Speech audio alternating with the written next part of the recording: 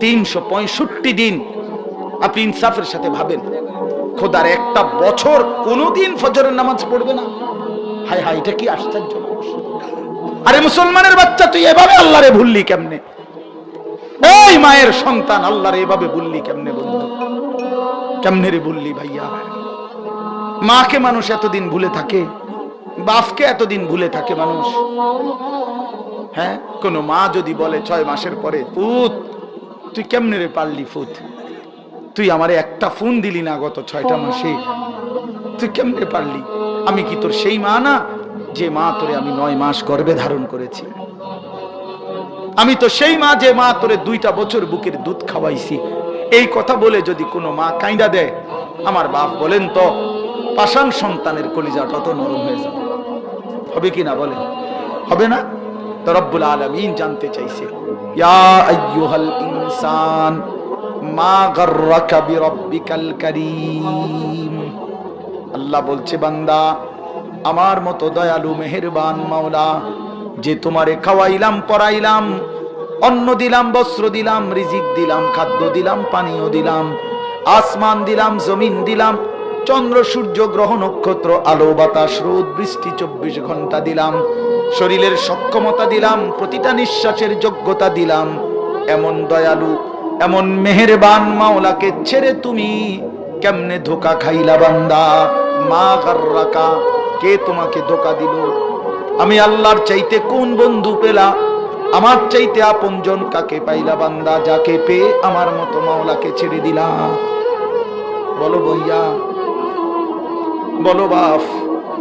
যারা নামাজ পড়েন না, যারা আল্লাহকে ডাকেন না, যারা হালাল হারাম বলতে কিছুই বুঝেন না, কেমনে ভুলে গেলেন আল্লাহকে? মা গাররাক, আল্লাহ জিজ্ঞেস করছে, বান্দা আমার মতো মাওলাকে কেমনে ভুলে গেলা? হযরত মাওলানা তারেক জামিল সাহেব বলছে, আল্লাহ যেন এরকম কাছে আইনা মাথায় পিঠে হাত বুলাইয়া এক আপন মায়ের মতো যেন বলতেছে, এই বান্দা কেমনে রে পারলি আমারে ভুলে থাকতে? একটা বছর কোনদিন আমার ফজরের সেজদা দিলি না, একটা দিনও জানলিও না আমার ভোর হয় কখন, আমি সূর্য উঠাই কখন, আমার ফজরের আজান হয় কখন, কোনদিন শুনলি না? কেমনে পারলা বান্দা? বলো ভাইয়া। এই জন্য দয়া করে এই রাত গভীরে ভাবতে শিখেন। একজনই ভাবেন। আমি আবারও বলছি, আমি সংখ্যার কাঙ্গাল না, খুব বেশি কম এটা আমার কোনো মাথা ব্যথা না, কিন্তু একজন হলে একজনই ভাবেন। একটা যুবক ভাই তুমি ভাবো, কেন সেজদা দিলা না? কেন নামাজ পড়ো?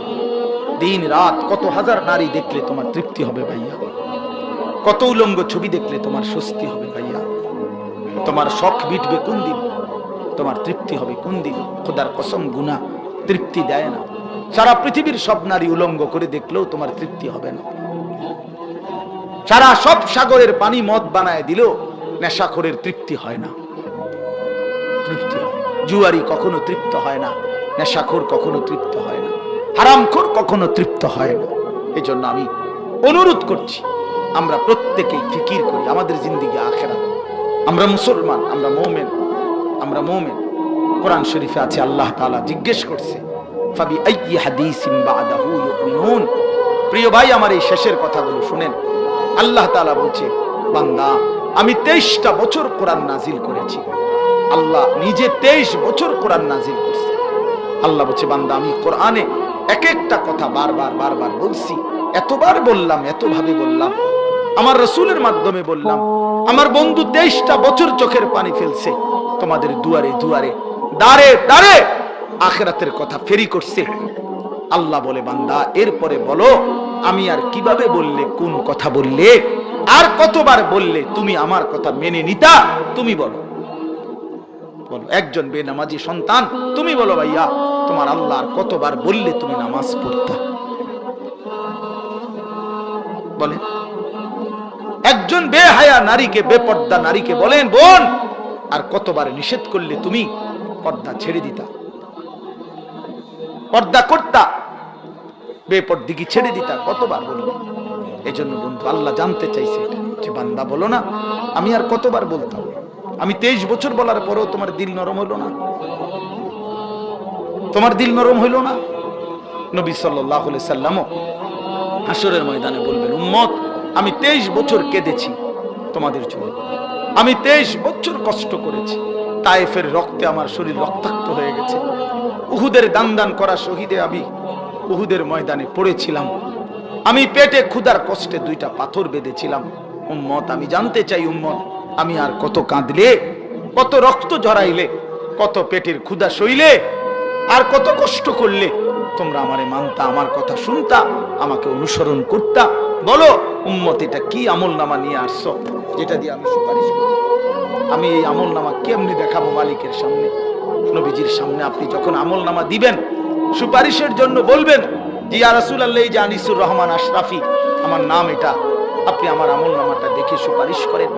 নবীজি সাল্লাল্লাহু আলাইহি সাল্লাম দেখবে পৃষ্ঠার পর পৃষ্ঠা, জিন্দেগির পর জিন্দেগি, বছরের পর বছর, মাসের পর মাস, কোনো নামাজ নাই, রোজা নাই, হালাল হারামের কোনো পার্থক্য নাই, মদ, জুয়া, চুরি, ডাকাতি, জিনা, ব্যভিচার, সুদ, ঘুষ, ওজনে কম দেয়, হারাম উপার্জন করছে, স্ত্রী বেপর্দা, ছেলে বেনামাজি, মেয়ে বেপর্দা, ঘরে রঙিন টেলিভিশন, নাচ গান, মুখে বিড়ি সিগারেট, কথায় কথায় গালি গালাজ। আহা, এটা জিন্দেগি?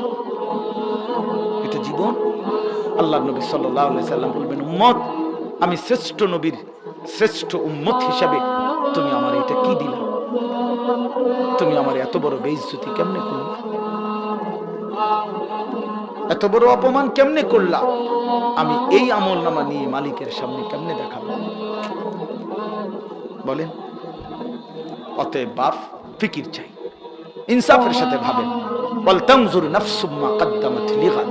আল্লাহ বলছে, বান্দা ভেবে দেখো আজকের দুনিয়া থেকে আগামী কালকের আখিরাতের জন্য কি পাঠিয়েছো। নবীজি বলছেন, আল কাইয়িসু মান দানা নাফসাহু ওয়া আমিলা লিমা বাদাল মাউত। বুদ্ধিমান সে যে নিজের হিসাব করে এবং মৃত্যু পরবর্তীর জন্য আমল করে। নবীজি বলছে, নবীজিকে জিজ্ঞাসা করছে, মান আকিয়াসুন নাস, সবচেয়ে বুদ্ধিমান কে? নবীজি বলছে, আকসারুহুম যিকরান লিল মাউত, যে মৃত্যুকে বেশি বেশি স্মরণ করে, ওয়া আকসারুহুম ইস্তিআদাদান লিল মাউত, যে বেশি বেশি মৃত্যুর জন্য প্রস্তুতি গ্রহণ করে। অতএব মৃত্যু নিশ্চিত, নিশ্চিত, কথা বলেন না? মরণ নিশ্চিত, কবর নিশ্চিত, আখিরাত নিশ্চিত। অতএব প্রিয় বন্ধু, প্রিয় বাপ, কষ্ট করেই বসছেন, কষ্ট করেই আসছেন, কষ্ট করেই ইন্তজাম করছেন। আপনাদের এই ভালোবাসা, আপনাদের এই আশা, আপনাদের এই আন্তরিকতা, এটা যেন কাজে লাগে।